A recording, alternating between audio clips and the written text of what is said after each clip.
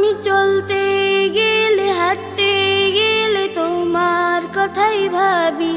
আমি কল্পনাতে দেখি মাগো তোমার মুখের ছবি। আমি চলতে গেলে হাঁটতে গেলে তোমার কথাই ভাবি। আমি কল্পনাতে দেখি মাগো তোমার মুখের ছবি। আমি চক্ষু শীতল হতে চাই করে জ্ঞান আহরণ।